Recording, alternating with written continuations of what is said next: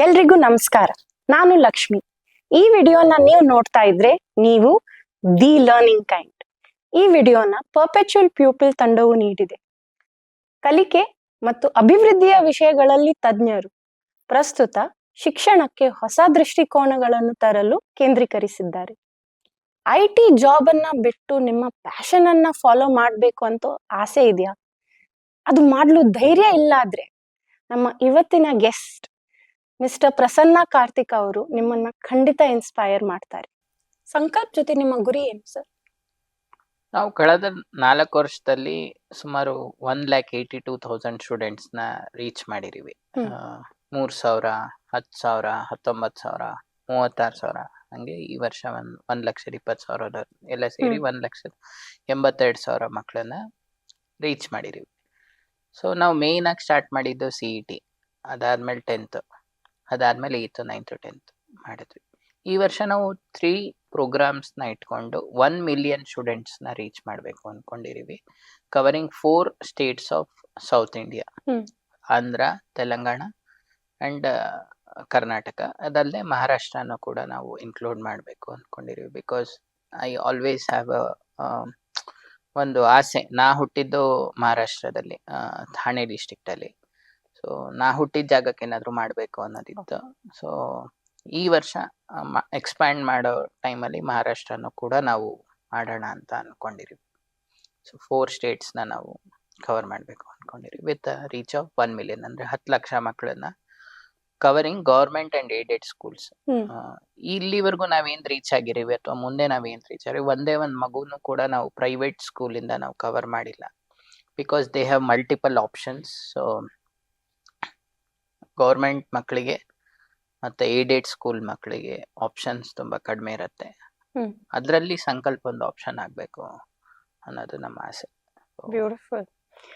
ಈ ಗುರಿಯನ್ನ ಹೇಗೆ ಅಚೀವ್ ಮಾಡ್ತೀರಾ ಸರ್? ಏನ್ ಪ್ಲಾನ್ಸ್ ಇದೆ?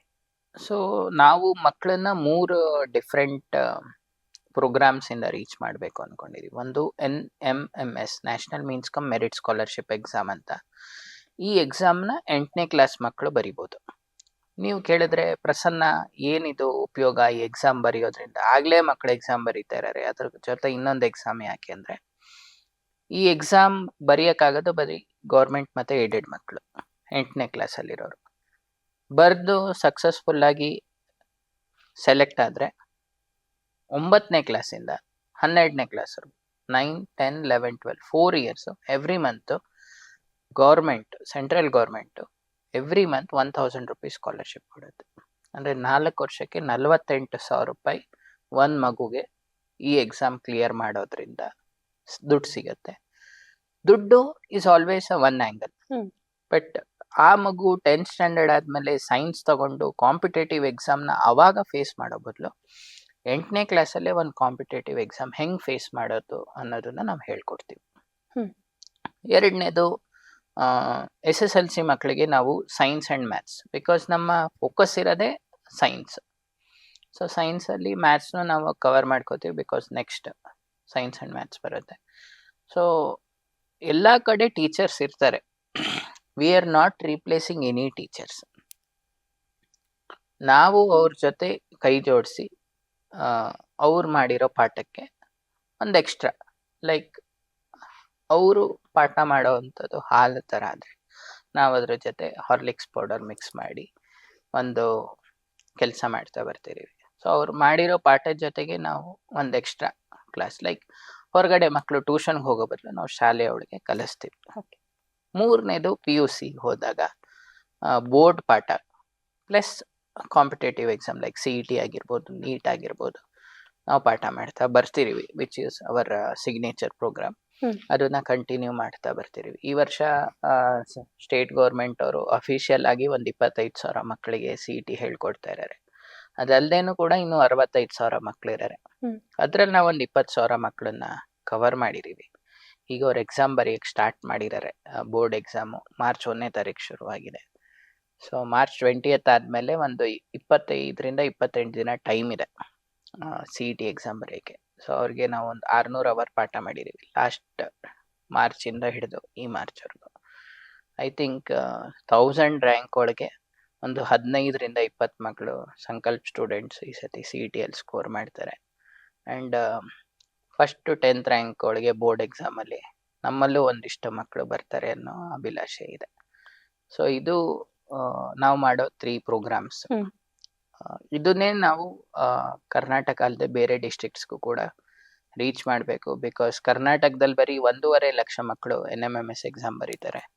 ಪಕ್ಕದ ಮಹಾರಾಷ್ಟ್ರ ಆಗಿರ್ಬೋದು, ಈ ಕಡೆ ಆಂಧ್ರ ಪ್ರದೇಶ್, ತೆಲಂಗಾಣ ಅಲ್ಲೂ ಕೂಡ ಆಲ್ಮೋಸ್ಟ್ 1 lakh ಸ್ಟೂಡೆಂಟ್ಸ್ ಬರೀತಾರೆ. ಅದನ್ನ ನಂಬರ್ ಆಫ್ ಸ್ಟೂಡೆಂಟ್ಸ್ನ ಜಾಸ್ತಿ ಮಾಡಿ ಕ್ವಾಲಿಫೈ ಆಗೋರ್ನ ಜಾಸ್ತಿ ಮಾಡಬೇಕು ಅಂತ. ನೀವು ಕೇಳಿದ ಪ್ರಶ್ನೆಗೆ ಕನೆಕ್ಟ್ ಮಾಡೋದಾದ್ರೆ 1.5 ಲಕ್ಷ ಮಕ್ಕಳ ಎಕ್ಸಾಮ್ ಬರೆದ್ರೆ NMMS ಸೆಲೆಕ್ಟ್ ಆಗೋದು ಬರೀ 5,500 ಮಕ್ಕಳು, hmm. Which is almost a conversion rate of 3 to 4%. So ನಾವು ಒಂದು ಪುಷ್ ಕೊಟ್ರೆ ಇನ್ನೊಂದು 3-4% ಮಕ್ಕಳು ಜಾಸ್ತಿ ಕ್ವಾಲಿಫೈ ಆಗ್ಬೋದು ಅನ್ನೋದು ನನ್ನ ಇಂಟೆನ್ಷನ್. ಸ್ಪೆಸಿಫಿಕ್ ಆಗಿ ನೀವು CET ಹೇಳಿದ್ದೀರಾ, ಸೈನ್ಸ್ ಸಬ್ಜೆಕ್ಟ್ಸ್ ಹೇಳಿದ್ದೀರಾ, ಅದು ಯಾಕೆ?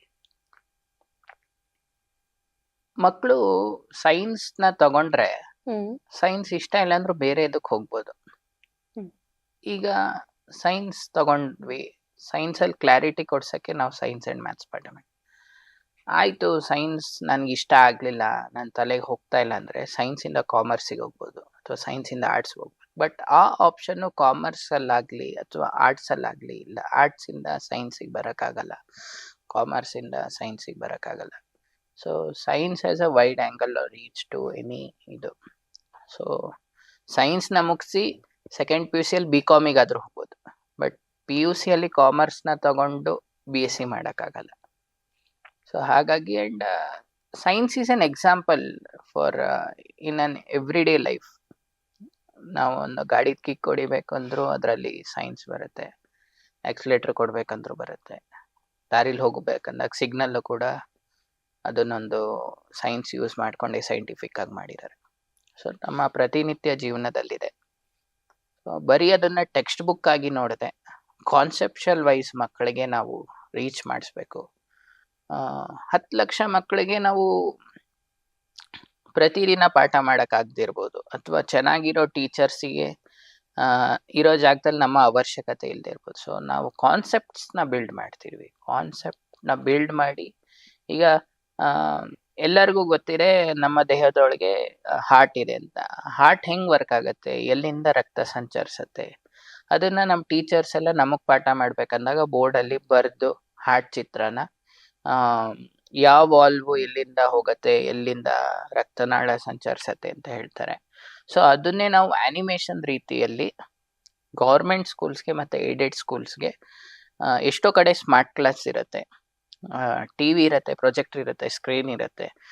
ಅಲ್ಲಿಗೆ ನಾವು ಫ್ರೀಯಾಗಿ ಈ ಥರ ಕಂಟೆಂಟ್ ಕೊಟ್ಟಾಗ, latest take an example, Lakshmi ಮೇಡಮ್ಮೇ ಒಂದು ಶಾಲೆಗೆ ಟೀಚರ್ ಆಗಿದ್ದಾರೆ ಅಂದಾಗ ಆ ಕಾನ್ಸೆಪ್ಟ್ನ ಇಟ್ಕೊಂಡು ಲಕ್ಷ್ಮಿ ಮೇಡಮೇ ಪಾಠ ಮಾಡ್ಬೋದು. ಸಂಕಲ್ಪಿನ ಟೀಚರ್ಸೇ ಆಗಿರಬೇಕು ಅನ್ನೋದಿಲ್ಲ. ಅವರ ಸೈನ್ಸ್ ಕ್ಲಾಸಲ್ಲಿ 10ನೇ ಕ್ಲಾಸಲ್ಲಿ ಒಂದು ಪೀರಿಯಡ್ ಇದ್ದಾಗ ಲೈಫ್ ಪ್ರೋಸೆಸ್ಸಲ್ಲೋ ಅಥವಾ ಯಾವುದೇ ಒಂದು ಭಾಗದಲ್ಲಿ ಈ ಪ್ರೋಗ್ರಾಮ್ ಬಂದಾಗ ಈ ಕಾನ್ಸೆಪ್ಟ್ನ ಇಟ್ಕೊಂಡು ಮಕ್ಳಿಗೆ ಅವ್ರು ಪಾಠ ಮಾಡೋದ್ರಿಂದ ಮಕ್ಕಳ ತಲೆಯಲ್ಲಿ ಪಿಕ್ಟೋರಿಯಲ್ ರೆಪ್ರೆಸೆಂಟೇಷನ್ ಹೆಚ್ಚಾಗಿ ಕೂರುತ್ತೆ. ಯಾಕೆ ಥಿಯರಿ ವರ್ಕ್ ಆಗಲ್ಲ, ಕಾರ್ಟೂನ್ಸ್ ವರ್ಕ್ ಆಗುತ್ತೆ, ಮಕ್ಕಳಿಗೆ ಇಷ್ಟ ಆಗತ್ತೆ. ಮಕ್ಕಳಿಗೆ ಇಷ್ಟ ಆಗೋ ರೀತಿಲಿ ನಾವು ಪಾಠ ಮಾಡಿದಾಗ ಅದು ಹೆಚ್ಚು ತಲೆಯಲ್ಲಿ ಹೋಗಿ that will give an end result. ಅದೇ ಪ್ರೈವೇಟ್ ಶಾಲೆಗಳು ಮಾಡ್ತಿದ್ದಾರೆ, which is not wrong actually.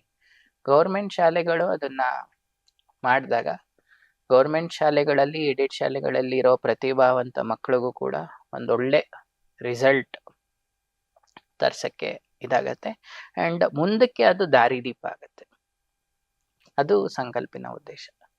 ಬರೀ ಪಾಠ ಮಾಡಬೇಕು, ಪುಸ್ತಕ ಕೊಡಬೇಕು, ನಾವಿಷ್ಟು ಶಾಲೆಯಲ್ಲಿ ಇರೀವಿ, ಇಷ್ಟು ಡಿಸ್ಟ್ರಿಕ್ಟಲ್ಲಿ ಇರೀವಿ ಅನ್ನೋದಲ್ಲ. ರಾಯಚೂರಲ್ಲಿರೋ ಒಂದು ಅರ್ಕೇರಾ ಅಂತ ಒಂದು ಊರಿದೆ, which is Asia's one of the backward village. ಒಂದು 150 ಮಕ್ಕಳು ಸ್ಕೂಲಿಗೆ ಸೇರ್ಕೊಂಡ್ರೆ 10ನೇ ಕ್ಲಾಸ್ ಪಾಸ್ ಆದರೆ ಡಿಗ್ರಿ ಪಾಸ್ ಆಗೋದು, ಅಂದರೆ ಡಿಗ್ರಿ ಮುಗಿಸೋದು 1-2 ಮಗು. ಯಾಕೆ ಮಿಕ್ಕಿದ 148 ಎಲ್ಲಿ ಹೋಗ್ತಿದ್ದಾರೆ?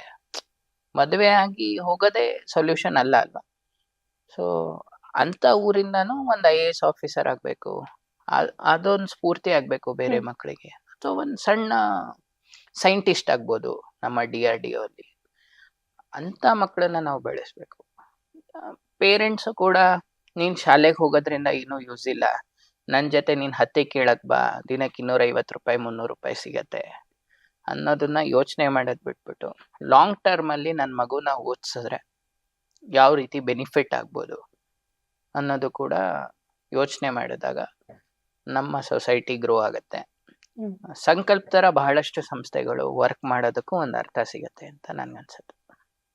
ಆಗ್ಬೋದು ಸರ್, ತುಂಬಾ ಒಳ್ಳೆ ಉದ್ದೇಶ ಇದೆ. ಹೌದು. ಸೊ ಇದನ್ನ ಶುರು ಮಾಡುವಾಗ ತುಂಬಾ ಚಾಲೆಂಜಸ್ ಇಲ್ಲಾದ್ರೆ ಈ ಸವಾಲುಗಳನ್ನ ನೋಡ್ಬೋದಿತ್ತು ನೀವು, ಅದೆಲ್ಲ ಏನಿತ್ತು? ನಾನು ಸ್ಟಾರ್ಟ್ ಮಾಡ್ಬೇಕಂದಾಗ ಎಲ್ಲ ಈಸಿಯಾಗಿ ಕಾಣಿಸ್ತಿತ್ತು. ಒಂದ್ ರೀತಿ I was a bread winner for my family. ಅಪ್ಪ ಇದ್ರು, ಬಟ್ ಅಪ್ಪಂಗೆ ಎಷ್ಟು ಹಣ ಬೇಕಿತ್ತು ಅಷ್ಟು ದುಡಿತಾ ಇದ್ರು, and he was aged person. ಅವ್ರ ಮೇಲೆ ಫ್ಯಾಮಿಲಿ ಡಿಪೆಂಡ್ ಆಗ್ತಿರ್ಲಿಲ್ಲ.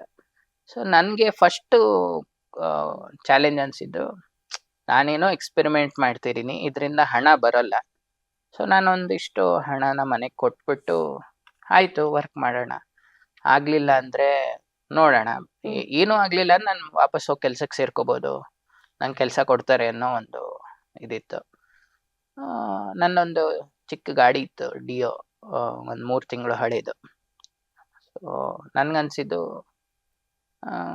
ಕಾರ್ ಇದೆ, ಬೈಕು ಇದ್ದು ಏನೂ ಯೂಸ್ ಇಲ್ಲ, ಮಾರ್ಬಿಡೋಣ ಅನ್ಕೊಂಡು ಒಂದು 60,000 ರೂಪಾಯಿ ಹೋಯ್ತದು. ಅದನ್ನ ತಗೊಂಡೋಗಿ ನಮ್ಮ ತಾಯಿಗೆ ಕೊಟ್ಟೆ. ಹೆಂಗಾದ್ರೂ ಮ್ಯಾನೇಜ್ ಮಾಡು, ಒಂದು 3 ತಿಂಗಳು ದುಡ್ಡು ಕೇಳಬೇಡ ಅಂತ, which was very less.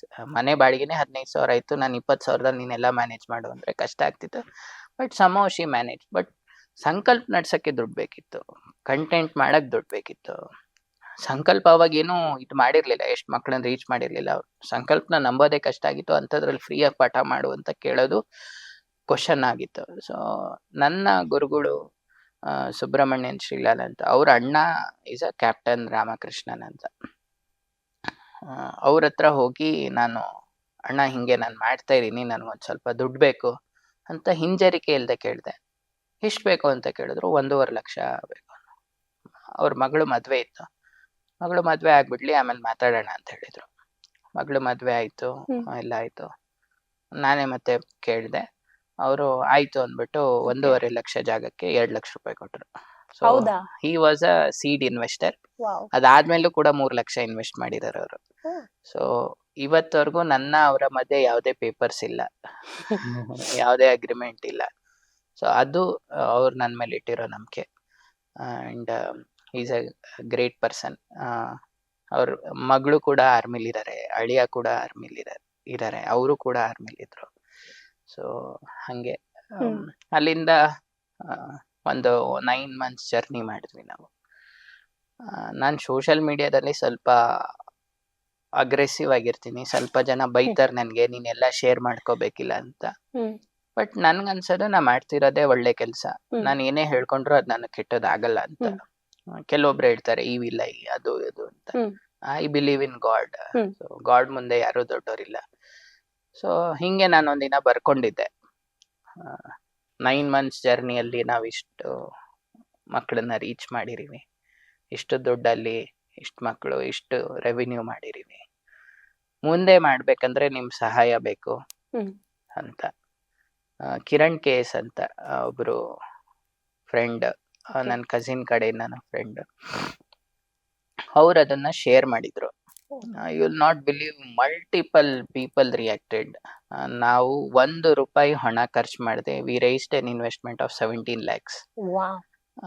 So ಅದೇ ಒಂದು 7-8 ಜನ ಮತ್ತೆ ಮತ್ತೆ ಇನ್ವೆಸ್ಟ್ ಮಾಡಿ ಇಲ್ಲಿವರೆಗೂ ನಾವು ಒಂದು 85 lakhs ಇನ್ವೆಸ್ಟ್ಮೆಂಟ್ ನ ರೈಸ್ ಮಾಡಿದೀವಿ. And we have given exit for 4 to 5 investors also who don't want to continue for several different reasons. But ಇವಾಗ ನಮ್ಮ ಹತ್ರ ಒಂದು 18-20 ಜನ ಇನ್ವೆಸ್ಟರ್ಸ್ ಇದ್ದಾರೆ ಫಾರ್ ವಿತ್ 3 different companies. ನನ್ನ ಕಸಿನ್ ಕೂಡ ಇದ್ದಾನೆ, ನನ್ನ ಚಿಕ್ಕಪ್ಪನ ಮಗ, who stays in Austria. He has invested 1.5 million of funds. ನಂಬಿಕೆ ಅನ್ನೋದು ಬಹಳ ಇಂಪಾರ್ಟೆಂಟ್ ಆಗಿತ್ತು. ಆ ನಂಬಿಕೆನ ಉಳಿಸ್ಕೊಂಡು ಬಂದಿದೀವಿ. ಅವ್ರ ಹಣ ತಗೊಂಡು ನಾನು ಏನ್ ಮಾಡಿದೀನಿ ಅಂತ ಪ್ರತಿ ತಿಂಗಳು ನಾನು ಅವ್ರಿಗೆ ಹೇಳ್ತೀನಿ. There are multiple peoples who have supported us are happy because many students have reached IITs, NITs, uh, famous colleges like RV, BIT ಈ ಥರ ಬಹಳಷ್ಟು ಇಂಜಿನಿಯರಿಂಗ್ ಕಾಲೇಜಸ್ಸಿಗೆ ಜಾಯ್ನ್ ಆಗಿದ್ದಾರೆ, ಡಿಗ್ರಿ ಕಾಲೇಜಸ್ಸಿಗೆ ಜಾಯ್ನ್ ಆಗಿದ್ದಾರೆ. ಹಾಗಾಗಿ ಎಲ್ಲರಿಗೂ ಖುಷಿ ಇದೆ. ಪ್ರಸನ್ನ ಒಬ್ಬನೇ ಮಾಡೋಕ್ಕಾಗ್ತಿರ್ಲಿಲ್ಲ, ಪ್ರಸನ್ನನ ಜೊತೆ ಅವರೆಲ್ಲ ಸೇರ್ಕೊಂಡ್ರು. ಸೊ ಒಂದು ಫ್ಯಾಮಿಲಿಯಾಗಿ ಒಂದ್ ಕಡೆ ಟೀಚರ್ಸು, ಒಂದ್ ಕಡೆ ಇನ್ವೆಸ್ಟರ್ಸು, ಇನ್ನೊಂದ್ ಕಡೆ ಡೋನರ್ಸ್, ಮೂರು ಆಂಗಲ್ ಅಲ್ಲಿ ಕನೆಕ್ಟ್ ಮಾಡಿ ನಾವು ಮಕ್ಕಳಿಗೆ ನಮ್ಮ ಕೈಲಾದಷ್ಟು ಸಹಾಯ ಮಾಡ್ತೇವೆ. ವಾವ್ ಸರ್, ನಿಮ್ಗೆ ಪೇರೆಂಟ್ಸ್ ಹೇಗೆ ರೆಸ್ಪಾಂಡ್ ಮಾಡ್ತಾರೆ ಸರ್? ಕಾಸ್ಟ್ ಎಫೆಕ್ಟಿವ್ ಇಲ್ಲಾದ್ರೆ ಫ್ರೀ ಟೀಚಿಂಗ್ ಕೊಡ್ತೀವಿ ಅಂತ ಹೇಳುವಾಗ ನಮ್ಗೆ ಯಾವಾಗ್ಲೂ ಒಂದ್ ಚಾಲೆಂಜ್ ಅನ್ಸಿದ್ದು, ನಮ್ ಡೋನರ್ಸ್ ಕೂಡ ಕೇಳ್ತಾ ಇದ್ರು, ನೀನು ₹100 ಚಾರ್ಜ್ ಮಾಡ್ತೀಯ, ₹100 ಕೊಡಕ್ಕಾಗಲ್ವಾ ಮಕ್ಕಳಿಗೆ ಅಂತ. ಇಲ್ಲಿ ಎರಡು ವಿಷಯ ಇದೆ. ನಾನು ಲಕ್ಷ್ಮಿ ಅವ್ರ ಹತ್ರ ₹100 ಇಸ್ಕೊಳಕ್ಕೆ it will cost me 25 to 30 rupees per student. If I collect ₹100 from a donor, my expenses is only ₹10. Okay. So ಹಾಗಾಗಿ ನಾವು ಮಕ್ಕಳ ಹತ್ರ ದುಡ್ಡು ತಗೋತಾ ಇಲ್ಲ. ಯಾದಗಿರಿಗೆ ಹೋಗಿ ₹100 ತಗೋಬೇಕಂದ್ರೆ it cost more than ₹100 for me. So ಹಣ ಅನ್ನೋದಿಲ್ಲ ಅಂದ್ರೆ the process is very easy. ಹೆಂಗ್ ಈಸಿ ಆದ್ರೂ ಹೋಗ್ಬೋದು. ನೀವ್ ನನ್ನ ನಂಬಲ್ಲ ಅಂದ್ರೆ ನನ್ ಪಾಠ ನೋಡಿ ಅಲ್ಲ, ನಾವು ಮಾಡೋ ಪಾಠ ನೋಡಿ, ಇಷ್ಟ ಆದ್ರೆ ಕಂಟಿನ್ಯೂ ಮಾಡಿ, ಇಲ್ಲ ಅಂದ್ರೆ ಫೀಡ್ಬ್ಯಾಕ್ ಕೊಡಿ, ಖಂಡಿತ. ಇಲ್ಲಾಂದ್ರೆ ಬಿಟ್ಟು ಹೋಗಿ. ಯಾರನ್ನೂ ನಾವು ಬಲವಂತದಿಂದ ಉಳಿಸ್ಕೊಳಕ್ ಆಗೋದಿಲ್ಲ.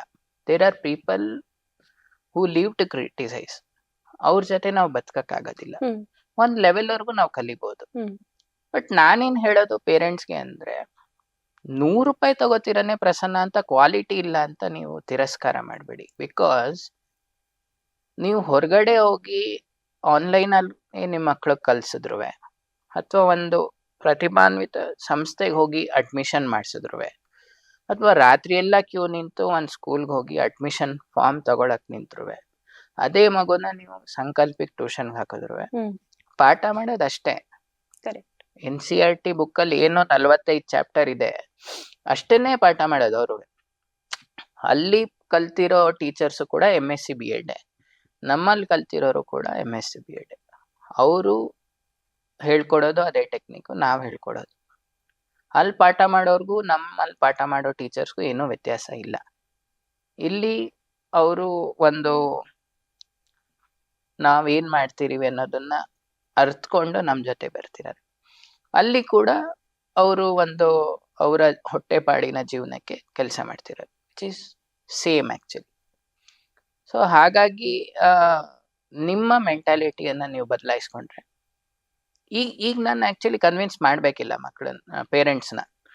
ಬಿಕಾಸ್ ನಮ್ಮಲ್ಲಿ ಓದಿರೋರು ಗೌರ್ಮೆಂಟ್ ಇಂಜಿನಿಯರಿಂಗ್ ಕಾಲೇಜಲ್ಲೂ ಇದ್ದಾರೆ, RVಯಲ್ಲೂ ಇದ್ದಾರೆ, NITs ಅಲ್ಲಿ ಇದ್ದಾರೆ, IITs ಅಲ್ಲಿ. ಸೊ ಇವಾಗ ನನಗೆ ಸ್ವಲ್ಪ ಚಾಲೆಂಜಸ್ ಕಡಿಮೆ ಆಗಿದೆ. ಬಟ್ ಆದ್ರೂ ₹100 ಏನೆಲ್ಲ ಮಾಡ್ಬೋದು ಅಂತ ಕೇಳೋಗೆ ನಾವು ತುಂಬಾ ಮಾಡ್ಬೋದು ಅಂತ ಅನ್ಸುತ್ತೆ. ನಾವು ಬರೀ ₹100 ಪಾಠ ಮಾಡಲ್ಲ, ₹100 ಪಾಠ ಮಾಡಿ ಪುಸ್ತಕನೂ ಕೂಡ ಕೊಡ್ತೀವಿ, ವಿಚ್ ಈಸ್ ನನ್ಗನ್ಸೋದು ಯಾರು ಕೂಡ ಮಾಡಕ್ ಆಗೋದಿಲ್ಲ. ದಟ್ ಈಸ್ ವೈ ಸಂಕಲ್ಪ ಲರ್ನಿಂಗ್ ಇಸ್ ಸಂಕಲ್ಪ ಲರ್ನಿಂಗ್. ಆಕಾಂಕ್ಷೆಗಳನ್ನ ಮನಸ್ಸಲ್ಲಿ ಇಡೋದ್ ಮುಂಚೆ ಮಕ್ಕಳು ಏನೆಲ್ಲ ಕನ್ಸಿಡರ್ ಮಾಡ್ಬೇಕು ಸರ್? ಮಕ್ಕಳು ಕನ್ಸಿಡರ್ ಮಾಡೋದಕ್ಕಿಂತ ಇವತ್ತಿನ ಸೊಸೈಟಿಲಿ ಏನಾಗಿದೆ ಅಂದ್ರೆ, ಪೇರೆಂಟ್ಸ್ ನನ್ನ ಮಗು ಇಂಜಿನಿಯರ್ ಆಗ್ಬೇಕು ಬಿಕಾಸ್ ನನ್ನ ಅಣ್ಣನ ಮಗ ಇಂಜಿನಿಯರ್ ಆಗಿದ್ದಾರೆ, ಪಕ್ಕದ ಮನೆಯವ್ರು ಡಾಕ್ಟರ್ ಆಗಿದ್ದಾರೆ, ಸೊ ಅವ್ರಿಗೆ ಕಾಂಪಿಟೇಷನ್ ಕೊಡಬೇಕು ಅನ್ನೋ ಒಂದು ವಿಚಾರಕ್ಕೆ ಪೇರೆಂಟ್ಸ್ ಮಕ್ಕಳಿಗೆ ಒಂದು ಫೋರ್ಸ್ ಮಾಡ್ತಾರೆ. ಅವರ ಆಸೆನ ಮಕ್ಕಳಿಗೆ ತುರುಕ್ತಾರೆ, ವಿಚ್ ಈಸ್ ನಾಟ್ ನೆಸೆಸರಿ. ಆಯ್ತು, ಅವ್ರ ಆಸೆ ಪಡೋದು ಮಕ್ಕಳು ಇಷ್ಟಪಡೋದು ಒಂದೇ ಆಗಿದ್ರೆ it will go in a same direction. But ಮಗು ಆಸೆ ಏನು ಅಂತ ನಾವು ತಿಳ್ಕೊಳ್ದೆ ಹೋದ್ರೆ ಸರ್ವ್ ಆಗಲ್ಲ, ಪರ್ಪಸ್ ಸರ್ವ್ ಆಗೋದಿಲ್ಲ. ಡಾಕ್ಟರ್ ಆಗಿ ನೀವು IAS ಮಾಡಬೇಕು ಅನ್ನೋ ಬದಲು ಒಂದು ಡಿಗ್ರಿ ಮಾಡಿ IAS ಮಾಡ್ಬೋದು. ಮಗುಗೆ ಏನ್ ಬೇಕು? ಬಿಕಾಸ್ 10th ವರ್ಗೂ ಮಗುಗೆ ಏನಿರತ್ತೆ ನಾವು ಸೇಮ್ ಇರುತ್ತೆ, either it is state, CBSE, ICSE same ಇರುತ್ತೆ. ಬಟ್ ಅದಾದ್ಮೇಲೆ ಅವ್ರ ಟೀಚರ್ಸ್ ಹತ್ರನೇ ಆಗಿರ್ಬೋದು ಅಥವಾ ಅವ್ರ ಪ್ರಿನ್ಸಿಪಲ್ಸ್ ಯಾರ ಹತ್ರ ಆದ್ರೂ ಮಗುನ ಕೇಳಿಸಿ, ನಿಮ್ಮ ಹತ್ರ ಕೇಳಕ್ಕೆ ಅಥವಾ ಹೇಳಕ್ಕೆ ಮಗು ರೆಡಿ ಇಲ್ಲ ಅಂದ್ರೆ ಮಗುನ ಒನ್ ಟೈಮ್ ಮಾತಾಡಿಸಿ, ವಿಚ್ ಈಸ್ ನಾಟ್ ರಾಂಗ್. ಮಗು ಸೈನ್ಸ್ ಮಾಡಬೇಕಾ, ಕಾಮರ್ಸ್ ಮಾಡಬೇಕಾ, ಆರ್ಟ್ಸಿಗೆ ಹೋಗ್ಬೇಕಾ, ಆರ್ಟ್ಸಿಗೆ ಹೋಗೋದು ಲಾಸ್ಟ್ ಪ್ರಯಾರಿಟಿ ಅಂತ ಯಾವಾಗಲೂ ಪೇರೆಂಟ್ಸ್ ಅನ್ಕೋತಾರೆ. ಹಾಗೆಲ್ಲ ಏನಿಲ್ಲ. There are many IAS officers who have cleared their degree from arts background and they are doing a good job actually. So ಅಂಥದ್ದನ್ನು ನಾವು ಅರ್ಥ ಮಾಡ್ಕೊಂಡು ಮಾಡಿದಾಗ, not only two different wings like engineering or medical, there are many courses ಬಂದಿದೆ, like paramedical courses ಆಗಿರ್ಬೋದು, like B Pharma, D Pharma. ಎಲ್ಲರೂ doctor ಆದರೆ nurse ಯಾರಾಗ್ತಾರೆ, ಸೂಜಿಯಿಂದ ರಕ್ತ ತೆಗೆಯೋರು ಯಾರಾಗ್ತಾರೆ, ರೇಡಿಯೋಲಜಿಸ್ಟ್ ಯಾರಾಗ್ತಾರೆ, ಸ್ಕ್ಯಾನಿಂಗ್ ಮಾಡೋರು ಯಾರಾಗ್ತಾರೆ, ಈ ಥರ ಬಹಳಷ್ಟು ಕೋರ್ಸ್ಗಳು ಇವತ್ತು ಬರ್ತಾ ಇದೆ, which is 1 year, 2 years, 3 years course. ಇಂಥ ಕೋರ್ಸ್ಗಳನ್ನ ಮಕ್ಕಳು ಮಾಡಿದ್ರೆ ಒಂದು ಆಂಟ್ರಪ್ರನರ್ ಜರ್ನಿ ಕೂಡ ಸ್ಟಾರ್ಟ್ ಮಾಡ್ಬೋದು. And it is very easy. And ಇಂಡಿಯಾದಲ್ಲಿ ಬಹಳಷ್ಟು ಜನ ಈ ನಡುವೆ ಆಂಟ್ರಪ್ರನರ್ಸ್ ಆಗ್ತಾ ಇದ್ದಾರೆ. ಅದಕ್ಕೆ ಒಂದು ನಾಂದಿ ಕೂಡ ಹಾಡ್ದಂಗೆ ಆಗತ್ತೆ. ಸೊ ನನ್ನ ಒಂದು ಮನವಿ ಪೋಷಕರಿಗೆ, ನಿಮ್ಮ ಆಸೆಯಾಗೇ ಇರಲಿ ಅಂತ ನಾನು ಹೇಳ್ತಾ ಇಲ್ಲ, ಬಟ್ ನಿಮ್ಮ ಆಸೆ ಜೊತೆ ಮಕ್ಕಳ ಆಸೆಯನ್ನು ನೀವು ಪರಿಗಣಿಸಿ ಅವ್ರಿಗೆ ಏನು ಬೇಕು ಅಂತ ಕೇಳಿ ಅಂತ ನಾನು ಕೇಳ್ಕೊತೀನಿ. Thank you so much sir. Thank you. As a token of appreciation ಇದು ನಿಮ್ಗೋಸ್ಕರ. Thank you ma'am. ತುಂಬಾ ಧನ್ಯವಾದಗಳು. ನೀವು ಬಂದಿದ್ದೀರಾ, ಗುಲ್ಬರ್ಗ ಇಂದ ಬಂದಿದ್ದೀರಾ ನಮಗೋಸ್ಕರ. So thank you so much. Thank you. ಈ ವಿಡಿಯೋನ ನೋಡಿ ನಿಮ್ಗೆ ಏನಾದ್ರೂ ಇಷ್ಟ ಆದ್ರೆ ಪ್ಲೀಸ್ ಕಾಮೆಂಟ್ ಮಾಡಿ. ಕಾರ್ಯಕ್ರಮವನ್ನು ನೋಡಿದಕ್ಕೆ ತುಂಬಾ ಧನ್ಯವಾದಗಳು. Please like, share and subscribe. This is Lakshmi Nayak signing out. But remember, ಎಲ್ಲಾದರೂ ಇರು, ಎಂತಾದರೂ ಇರು, ಎಂದೆಂದಿಗೂ ನೀ ಕಲಿತಾ ಇರು.